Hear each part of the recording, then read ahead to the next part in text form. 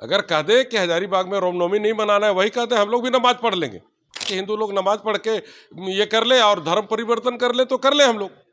झारखंड में पर्व त्योहार के मौके पर अब डीजे बजेगा या नहीं बजेगा, इसकी बात अब विधानसभा के बाहर और अंदर हो रही है।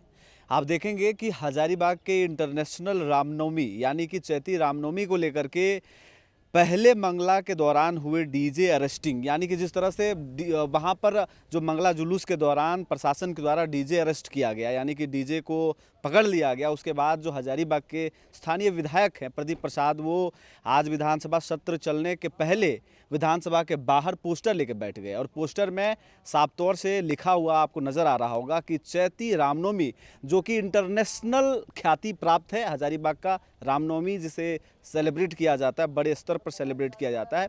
ऐसे में आप देखेंगे कि वो विरोध कर रहे हैं और इसे एक भेदभाव का आरोप लगा रहे हैं। दूसरे में एक धार्मिक रंग देने की भी कोशिश की जा रही है। उनका आरोप है कि हिंदुओं के पर्व त्यौहार में ही केवल ऐसा क्यों होता है। वो लगातार सवाल कर रहे हैं राज्य सरकार के प्रशासनिक व्यवस्था से कि अगर रामनवमी सही से नहीं होने देना है तो आप कह दीजिए कि हम नमाज पढ़ने जाएंगे। इसका मतलब है कि भैया आप सीधे धार्मिक तरीके से इसको बांटने की कोशिश कर रहे हैं। अब हजारीबाग में क्या माहौल था, क्या प्रशासन में अन्य धर्म के लोग थे या फिर इसका कोई कानूनी स्वरूप है? क्या कानून ये इजाज़त देती है, नियम ये कहता है कि लाउड स्पीकर बजाना सही है या गलत है, या धर्म में किस तरह की आज़ादी देनी चाहिए, त्योहारों में किस तरह की आज़ादी देनी चाहिए? ये तो खैर आपसी बातचीत या कानून देखने वाली बात होगी। लेकिन चलिए आपको सबसे पहले हम सुनाते हैं कि प्रदीप प्रसाद कह क्या रहे हैं। लेकिन कल मंगला जुलूस में एक साउंड बॉक्स या दो साउंड बॉक्स लेके अगर शांतिपूर्ण तरीके से डीजे बजा रहा है, मंगला जुलूस एक छोटा सा जुलूस होता है, उसमें इस तरह से आपत्ति, इस तरह से प्रशासन के लोग टूट पड़े जैसे कोई आतंकवादी कश्मीर से उठ के आ गया हो। जिस तरह से कल उनका रवैया था, सिविल एसडीओ खुद ये कर रहे हैं, एसडीपीओ खुद कर रहे हैं, एसपी खुद कर रहे हैं, तो क्या हो रहा है आखिर? अगर कह दे कि हजारीबाग में रामनवमी नहीं मनाना है, वही कहते हैं हम लोग भी नमाज पढ़ लेंगे। अगर उन लोग को वही इच्छा है कि हिंदू लोग नमाज पढ़ के ये कर ले और धर्म परिवर्तन कर ले तो कर ले हम लोग। आखिर हो क्या रहा है, क्यों नहीं बजाएगा? सरहुल का भी वीडियो दिखाते हैं, सारे सरहुल में पूरे झारखंड का एक से एक डीजे वहां था। आप देखिएगा मुहर्रम में सार्जन डीजे वहां बज रहा है, तो क्यों नहीं बजेगा? आखिर क्या हो रहा है? प्रशासन को तकलीफ क्यों हो रही है? क्या चाहते हैं कि हिंदू कोई धर्म नहीं मनाए अपना?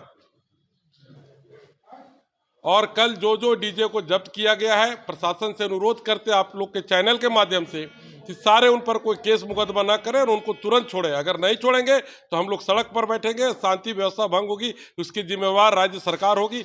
ये विधायक जी हजारीबाग के विधायक हैं और दर्द इनका साफ झलक रहा है क्योंकि वहाँ के स्थानीय लोग इससे पीड़ित हैं और हजारीबाग में हिंदू संख्या बहुतायत है। ऐसे में जब एक त्यौहार किसी खास क्षेत्र के लिए परिचायक हो, उस त्यौहार के नाम से उस क्षेत्र को जाना जाता हो, तो उसकी एक अपनी एक अलग ही भूमिका होती है। यह तो रही एक पक्ष। दूसरा पक्ष ये है कि नियम और कानून ये कहता है, आप झारखंड के नियमों को देखें तो 2000 ईस्वी में जो नियम बनी है उसके अनुरूप रात के 10 बजे से लेकर के सुबह 6 बजे तक आप किसी तरह का लाउड स्पीकर, जिससे आम लोगों को दिक्कत हो सकती है, वो ध्वनि प्रदूषण के भीतर आता है, यानी कि वो प्रदूषित ध्वनि है।